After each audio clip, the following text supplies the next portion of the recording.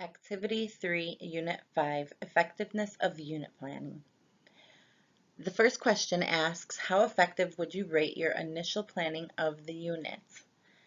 I would say it would have been somewhere around the middle, maybe a little above um, average, in the sense that the ideas were really good. The fact that there were numerous activities that I created for this unit that were catered to whole group, small group, partners, individual activities, as well as tactile manipulatives, videos for visual representation, as well as props and drawings, trying to really cater to all levels of learners and all types of learners.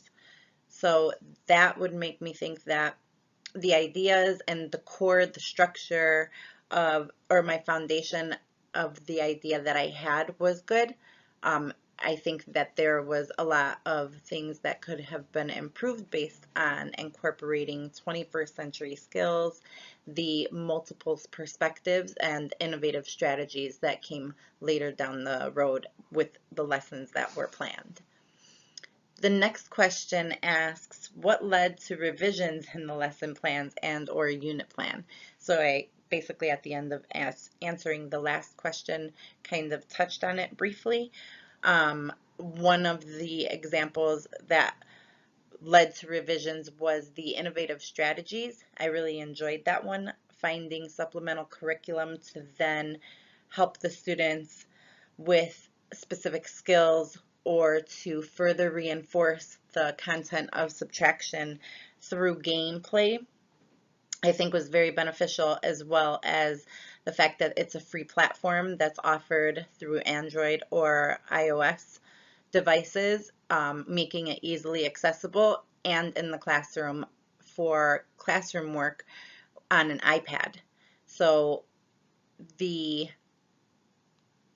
implementation of those categories, the 21st century skills, the innovative strategies, and the multiple perspectives is what made me revise some of my lesson plans. The next question asks, what insights did you gain from the lesson planning process and teaching a lesson?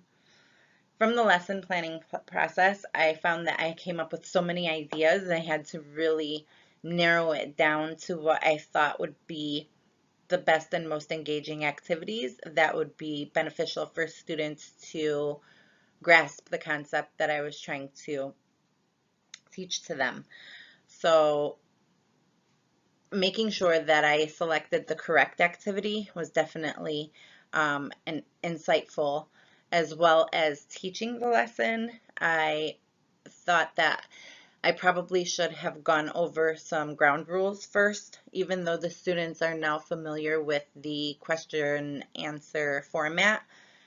Because I was a new face and everybody wanted to be heard, they kind of were talking out of turn or going off topic, or just adding additional information that wasn't warranted, which kind of distracted other students, but also then took for me to redirect instead of having a smooth lesson. It wasn't horrible, but at the same time, that's just insightful that I would have gone back and made sure that I went over the expectation, even if I assumed that the students knew it prior to doing the lesson, so that those things would not have occurred again.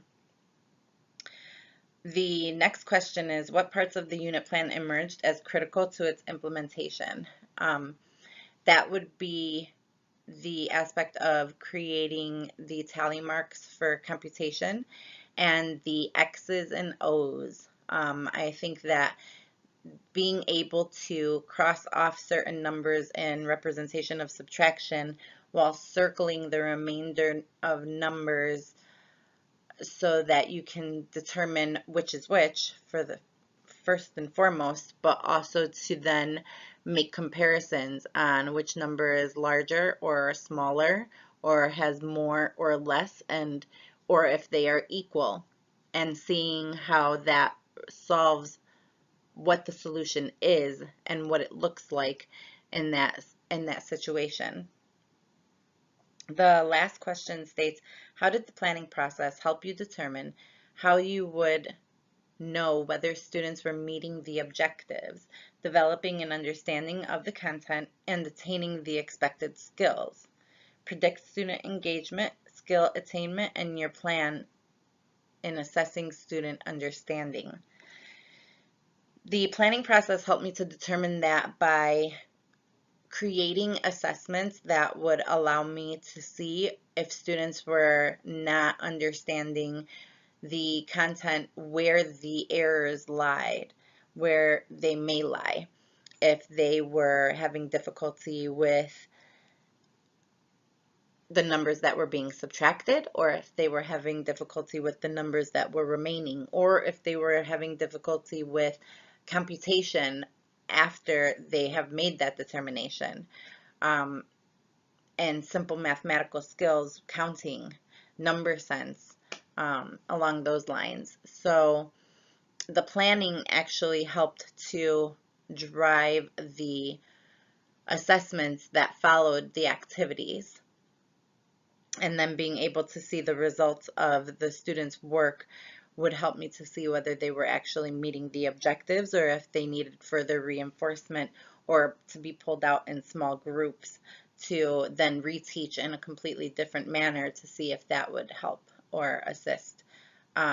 Also grouping students together based on the strengths or the errors that were being created, because sometimes students are able to communicate with each other in a language that they understand more than when an adult does. So I would try those strategies and see if that was helping the students to develop an understanding of the content. And those things were realized in the development of the planning process.